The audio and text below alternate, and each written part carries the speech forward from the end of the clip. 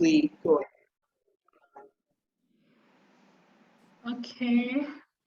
Good evening, everyone. I hope you can all hear me loud and clear. Yes, we can hear you loud and clear. That's nice. How have they been so far? And I'm sure we're already in the December mood. Yes, I think so. Not to worry. All right, so I won't take so much of our time. As we all know, the topic is kidney stones and how to prevent it. So I would be needing, along the way, I might have some questions, but I might be needing your comments in the chat session. Good evening, Faye, you're welcome. I just saw your message.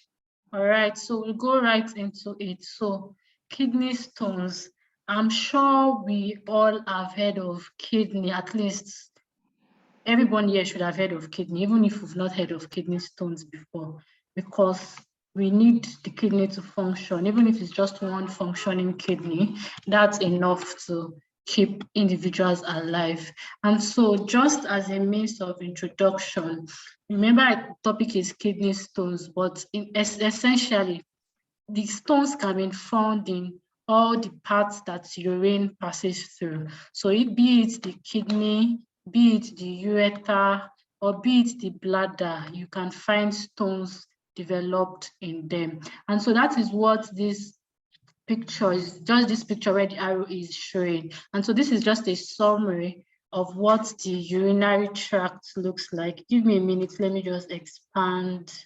Let me do a slideshow, exactly. So where the arrow is, so we all have two kidneys. This other long tube is the ureter. Stones can also occur in this ureter. This other pouch is the bladder where the urine gets stored. Stones can also occur in this bladder. But for this presentation, we'll be focusing more on stones occurring in the kidney. And so this is not a new phenomenon. It has always existed with us, with the human being for quite some centuries. And then I'm sure we've all heard of, we've probably watched a movie where they show the Egyptian mummies. You know how the how mummified, mummies just means like calcified, old, our ancestors, if we want to use Nigerian language, right? So those mummies that are buried in Egypt, they're usually wrapped. And so when studies from way back have discovered kidney and bladder stones in these mummies, this is just to show us that kidney stones has been with us for centuries. And if you look at medical texts, medical pictures, it has also portrayed the treatment of this urinary stone disease, going back as far as centuries ago. And so just a brief introduction to what kidney mean. And so the kidney looks like beans. I'm sure we all know beans, the normal beans we eat at home, the way it is shaped. And so that is why I just kept a picture here just to demonstrate. So we usually have two kidneys, one at the left, one at the right. And if you do like you are striking a pose, so if you put your two hands on your waist, the part where you'll be touching, if you can see what I'm doing, is usually referred to as the flank. And so that side of where we are touching, if you put your two hands across your waist like you're striking a pose, is usually the flank. And that is where the kidneys would usually be located. And so kidney stones is quite straightforward. It means stones in the kidney.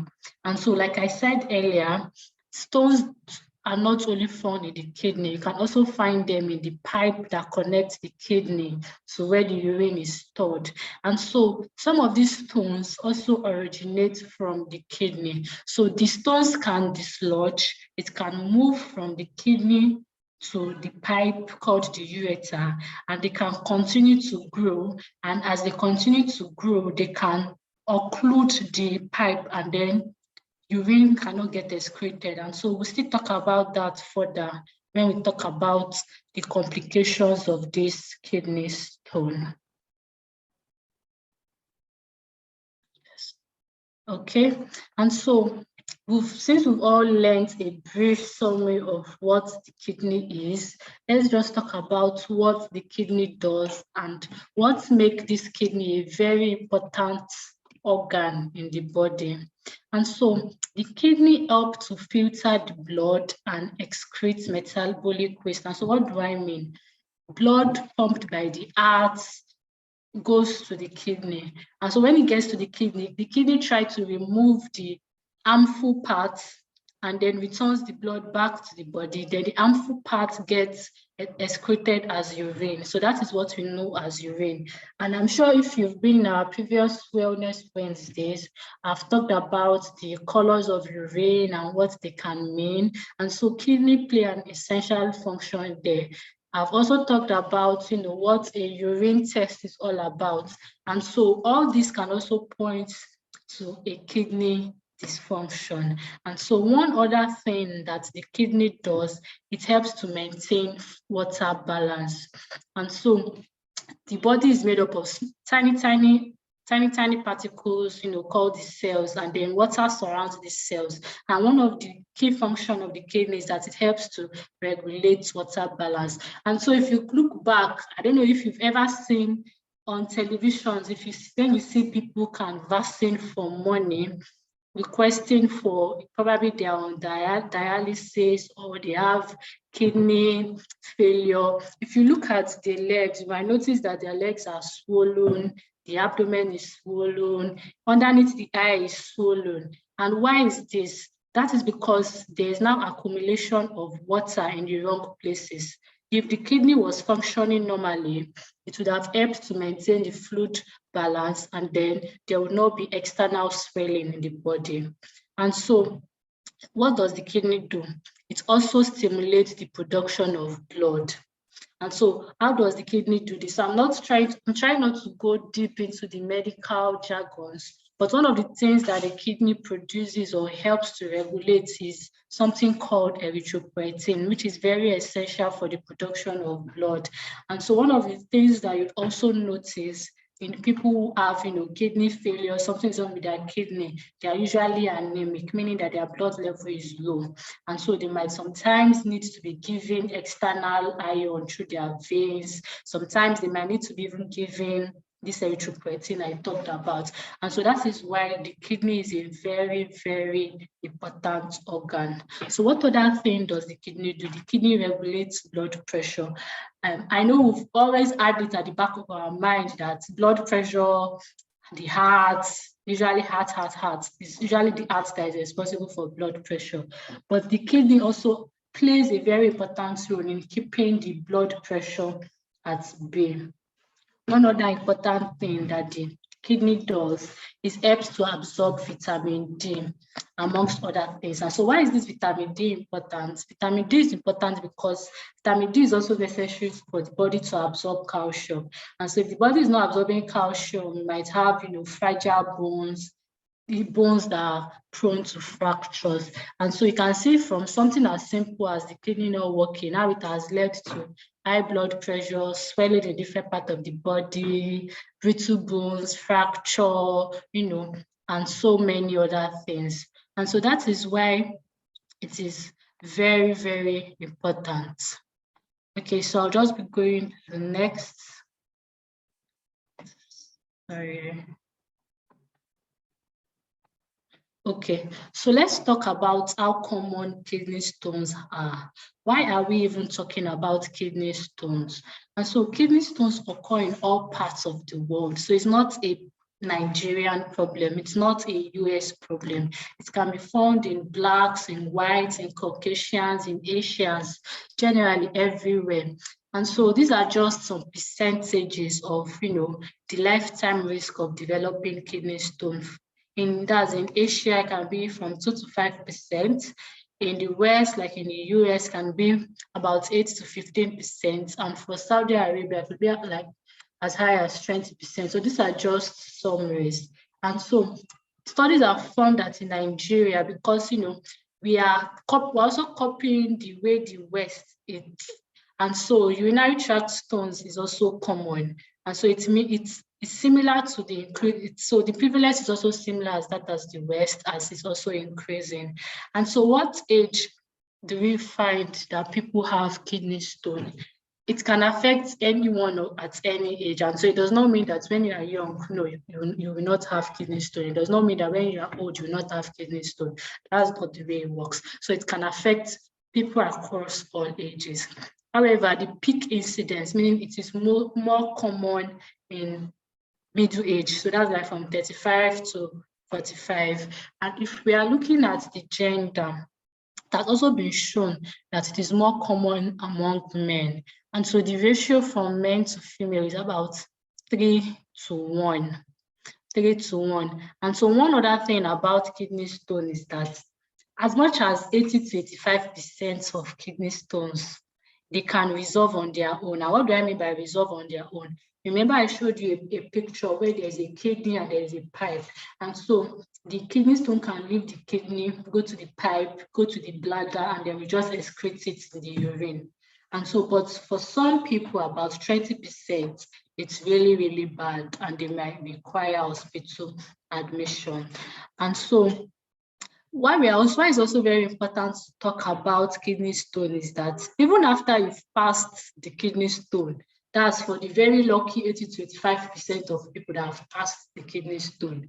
In 5 years' time, there's a 35% chance that it can occur again. And so it's not something that, oh, you have malaria, you fed malaria, that's the end. Well, it's not a perfect example, but it's not something like, okay, so you have an injury, the injury healed, and then that's the end. There's still a 35% chance that, okay, you've had kidney stone before. Out of that, when you had that kidney stone, it eventually passed. There's still that chance that you can still have it in the next 5 years. And that is why prevention is very, very important. And so I don't even want you to have it at all. So that is why we are talking about kidney stone. And so if you are just joining, the topic is kidney stones and how to prevent it. And so I will just, I will just recap a bit so that we'll be on the same page. I talked about what kidneys are, that we all have 2 kidneys. And if you try to strike a pose where your 2 hands will be on your waist, that's like the flank, and that is where you find the kidneys. And the kidneys are very essential because they do a lot of function.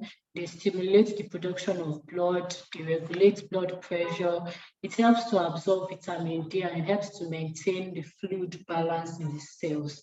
And then stones can appear in any part of the urinary tract. So it can be found in the kidney, they can be found in the ureter, that's the pipe that connects the kidney to the bladder where the urine is stored.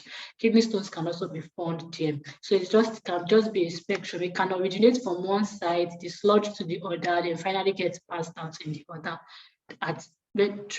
finally gets passed out via urine. So that's it, like a brief recap of what we've talked about so far. While this page is just talking about how common it is, males are more affected, the peak incidence from 35 to 45 years, and then about 80% of these kidney stones can go on to, to be eliminated on their own, while some percentage, about 20, would require hospital admission. So that's where we are so far. And so what can increase one's risk of having kidney stones? So it's always good to know in case there's something you can't do to not fall into this class of risk factors. And so one of them is climate. And so there are different climates. There's the tropics, there's the temperate region. And so essentially it just means that regions that are very hot. So if you live in regions, in countries that are very hot, your likelihood of developing kidney stone is higher. And so the other thing is sedentary lifestyle. So what do I mean by sedentary lifestyle? So it means you wake up in the morning, you enter your car, your AC car, everywhere is wind up. You get to the office, you're always seated, you're not moving. When you're coming back, you're also seated in the car, and then you just get home, and then you sleep, and then you wake up the next day, and then the cycle continues. So that's those that are not physically active. The third risk factor would be obesity. And so what does obesity mean? So usually there are different classifications, but we'll just use the common one. That's the BMI, that's the body mass index, which is like a ratio of your weight to your height. And so you would know that the normal body mass index is from 18.5 to 24.9. And so from 25 to 29.9, it just means that you are overweight, and then above 30 is what we classify as obesity. And so the next will be diabetes, which is high blood sugar. The next will be high blood pressure, pregnancy, family history. So if there's someone, so it can also be genetically linked. So if there's someone in your family that has had a kidney stone, there's also that risk that you may have a kidney stone. And so what risk factor means is that it can increase your risk. It does not necessarily mean that if you have high blood pressure, you will have kidney stone. No, it just means that your risk is higher. And so the very, very last thing on this slide is the very most important part: low fluid intake. And that means you're not drinking enough water. If you're not drinking enough water, your urine becomes concentrated. If your urine becomes concentrated, the risk of the solute in the urine forming crystals is very, very high. And then this can also cause kidney stones. And so just a brief example, there are different chemical compositions of stone. And so I'll just give like a brief overview of the type of stones we have. And so the first one is the calcium stones. And this is the most common, over 80% actually of. So when these stones are collected and then is looked under the microscope, or the chemical composition is done, it has been found that majority of them contain calcium. And so the second one is called struvite. And so struvite is like a mixture of compounds like magnesium, ammonium, and phosphates. And so this is common in people who usually have chronic, meaning long-standing urinary tract infection. And so for those people that they usually have urine infection, over time, their risk of having kidney stones also increases. The third one is uric acid. And so if you've heard of so there's a phenomenon we call gout arthritis. And so it just means that the joints in the fingers, the joints on the toes, they are painful. Sometimes they can be swollen. That is usually how gout would present. And then in people with this type of condition, they tend to have kidney stones, but their own kidney stone is usually made of uric acid. And so the other thing is a compound known as cysteine. So not to bore us a bit, then an important thing to note that it can also be caused by medications. And so some drugs that contain sulfur. And so these other medications here, they are just some medications used to treat HIV. Then the last one is silicate overuse. And so that's for people taking overdose of silicate. And you can find these silicates in antacids. So antacids are usually what are used to treat peptic ulcer. So people who take overdose of this, their risk of developing kidney stone is also increased. And so what are symptoms of kidney stone? And so before we start talking about symptoms, just a general question. If you can remember the most painful experience you've ever had, just put it in the chat button. Either maybe you've had a tooth removed and that was like the most severe pain you've ever had. Just give me different examples of situations, where you felt so much pain. So I'll just be checking the chat session for that. Let me just go back a bit. Oh, so someone said after a cesarean section. So cesarean section is like a surgery for pregnancy. That's to deliver the baby. Another person said menstrual pain. Thank you very much for all this. And so the reason why I asked is because someone said rheumatoid arthritis pain. Okay, so that's true. Labor pain. Thank you, Faye. And so the reason why I asked this is because, let me change my slide. The symptom of kidney stone can be very mild, and so you might not even know that there's anything going on. You cannot have any symptom at all. And the other extreme is like the pain can be very, very serious.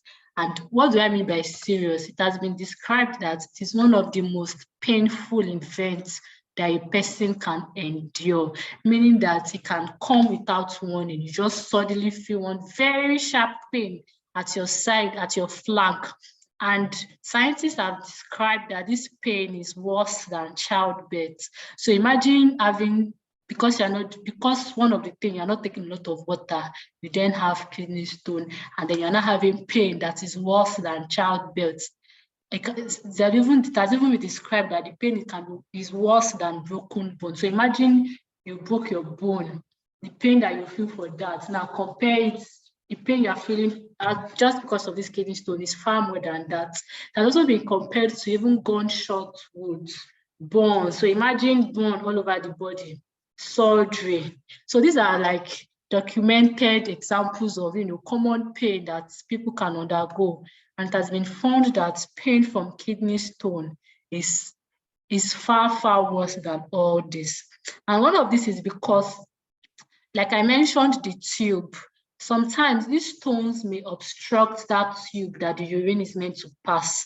And then there's stretching, there's spasm because the urine wants to pass by force. There's an obstruction. That is just the whole genesis of the pain. And the pain doesn't just stay at the flank. Sometimes it can radiate. I mean, you can be feeling the pain at the flank. You can also be feeling it at the testis. You can be feeling the pain at the flank. You can also be feeling at the vulva for the females. The other thing one of the other symptoms is there might be blood in the urine. And so this blood might not be visible. You cannot see it with your physical eye. That is why on the slide, it is written as microscopic. Right, for gross, meaning you can actually, if you urinate, you can actually see the blood in the urine. It can also be followed by nausea and vomiting. And this is usually when there's like a superimposing infection. And so if there's also a superimposing infection, one can also have fever. So these are some of the common symptoms of kidney stones. And so remember I said that an individual might not have any symptom at all. So it's like a spectrum. It doesn't have to be this. It can be mild, it can be moderate for some people, it can be severe for other people. And so what are the complications of this kidney stone?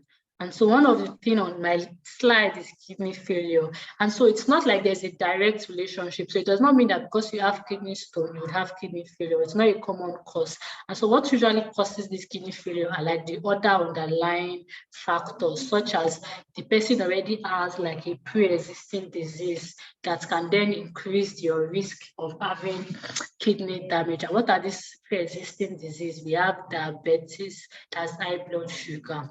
There's a particular type of stone that I mentioned earlier that is caused by chronic urine infection, struvite stone.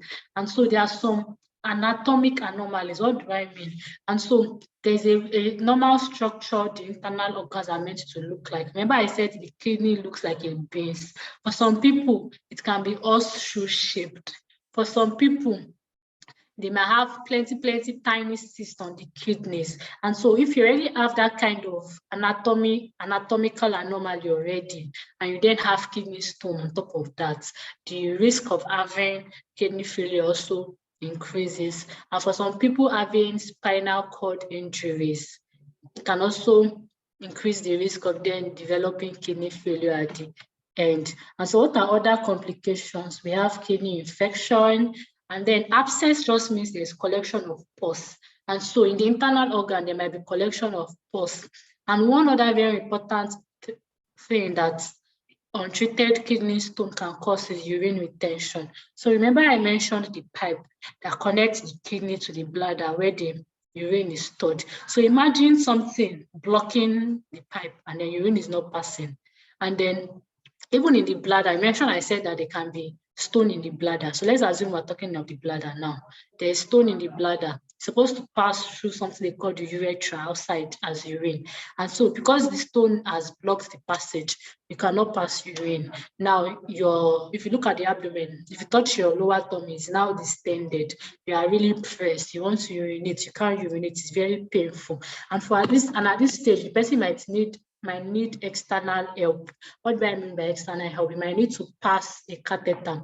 And one very funny thing is, you can pass the catheter through the urethra, that's the outside part. But because there's kidney stone, the tube will not even go inside all the way because there's obstruction. You might not need to even make like a small incision in the abdomen with a pipe, with another bigger pipe, so that it just goes directly from the abdomen to the bladder and be collecting the urine. And so these are the various complications that can occur. And so I'll just briefly talk about the management. How do we treat kidney stones? And so it varies according to the clinical presentation. So remember I mentioned that some people already have, and the structure of the kidney is not like the normal structure. And so for these people, you will take their own kidney stones more serious because they already have an underlying factor. And so some people have just one kidney. So either they've donated the second kidney. So remember, we can all function with, though we have two kidneys, we can still function with one kidney. And so some people who their kidney have already failed, they now have to do transplants. After doing the transplants, there's now kidney stone. The way we treat them is different from, normal people that just have their own normal two kidney functioning. And so it also has to do with the size of the stone and the number of the stone. So for some people, it's not just one stone. This can be multiple stones. For some people, it might not just be in just one kidney. It can be in both kidneys. And so the way we treat them is also different. And so before treating, some of the common things you might want to do is like an imaging. And so what do I mean by imaging? It can be like an X-ray. So an X-ray just to look at the kidney, the ureter, and the bladder. It can be a scan. Because remember I said that they can even have underlying kidney infection. And so one very important thing is, remember I said if there's obstruction, if the kidney is blocking urine from passing, so the urine gets stored in the kidney. So the kidney can get big, it can keep getting bigger. And so that's what we usually call hydronephrosis. And so you can see that on a scan. And so the other test you can also do is a urinalysis. The other one is a kidney function test. The other one is a full blood count. Remember I said that for some people, they may have low blood level because the kidney also helps to produce blood. And I also mentioned there are different types of stones. There's uric acid, there's calcium. So you can also do the levels of this uric acid and calcium in the blood. And so how is this treated? The focus of treatment really is to relieve the symptoms. Remember I mentioned all the different symptoms you can have. You can have nausea, you can be vomiting, so something for the vomiting. You can be, your body temperature can be high, so something to reduce the temperature. For some people, when I say low fluid intake, you're not taking a lot of water, so you might need to be hydrated. And so people that the stones are just very small, it can just be as simple as take at least 3 liters of water in a day. That's like 50 cl bottle, like 6 of that, at least. Like that's the very barest minimum. And for some people that are already very, very severe pain, you might even need to admit them and give them drip as you pass the fluid to the vein. And so if there is infection, you might need to give antibiotics. There are some drugs that you can also give depending on the size of the stone. If it's something that can be passed, there are also some medication that can, be given to fasten the passage of these stones. And remember I said there are some very special candidates, people that have had transplants, people that have only one kidney, people that they already have infection in the two kidney, and you don't want to now make the two kidney to fail. Sometimes you might need surgery, and there are different types of surgery. So there's the very simple one, they call it shock wave. And so you just put like an electric shock, something like that. You send the wave to the kidney. It also helps to dissolve the stone. There's the other one that they'll put something like a camera. They'll pass it from where the urine comes out from to the kidney to see if they can just check if they can look through the camera to just remove it. But for some people, they might have to put like a tube. So from the skin to the kidney, I need to put a tube. And so there are different means. And these are not like, the way I'm saying it, it's not as simple as that, because not only is it time consuming, the number of days you spend on admission is also very expensive. And there are even very little places in Nigeria where you can even do all this. So it's always very important, to not even get to that stage at all. And so how do we prevent? Very important, like I said, prevention is always very important. How do we prevent ourselves from developing kidney stone? You want to stay hydrated. You want to drink lots of water, at least 3 liters of water. Some people say about 8 glasses of water. And so this value is also dependent. If you're in the hot sweat, like if the weather is hot, you would also want to increase the liter of fluid you are consuming. If you are doing exercise, you know that you will sweat a lot, you will lose water, so you need to replenish the water back. And so those are some conditions where you need to even take more than this. And the other one is to reduce the salt intake in our meal. So remember I said that, presence of too much salt in the urine prevents calcium from being absorbed from the urine to the blood. And so if there's calcium in the urine, it can increase the risk of having kidney stones. Remember I said that majority of the stone itself is actually calcium that is the component. So, and one of the things that can cause the calcium to be much is we're taking plenty salt, because the plenty salt will not allow the calcium to get absorbed properly. And so you want to reduce the intake of processed foods, because they use salt to as preservative for this canned foods. So we want to reduce the intake. And so some examples are chips, canned soups, as we have seen in this other place. And so one other thing is to reduce high purine food. And so the reason why we are reducing high purine food is because it can increase uric acid. And so one of the things also important, I'm saying cut down. So I'm not saying you should stop taking it totally. So for people that take it in excess, you just need to reduce it. And so remember I mentioned that uric acid is also a type of stone. And so what are examples of high purine food? They are like organ meats. And so we all know organ meats. So there are things like offals, the shaki, roundabout, the internal organs, just the internal organs, right? That's what we mean by organ meat. And then alcohol. People that take so much soda, it can also increase uric acid levels. And if the uric acid levels is increased, it can also increase the chances of developing a kidney stone. So the other one is to reduce alcohol. And so you want to keep your alcohol intake to the barest minimum, because it can also increase uric acid. So you also want to take more fruits and vegetables. Taking more fruits and vegetables would reduce urine acidity and reduce the risk of developing kidney stone. And so this is just like a note, because we've said that majority of the stones are calcium, so this does not mean we should stop taking food rich in calcium. What has been found is that it's because the calcium is not being reabsorbed back into the body. That is why the calcium is seen in the urine. And one of the causes of why calcium is not being reabsorbed back is because we are taking too much salt. So if you solve for low salt diet, low protein, it will solve the issue of the calcium stone. And so because calcium is also very beneficial in menopausal women, because the hormones have reduced, the way the hormone, it also has a role to play in the female hormone also has a role to play in calcium. And so that is why we don't want people that are already menopausal to not take food. So what we want them to just take food rich in calcium, essentially.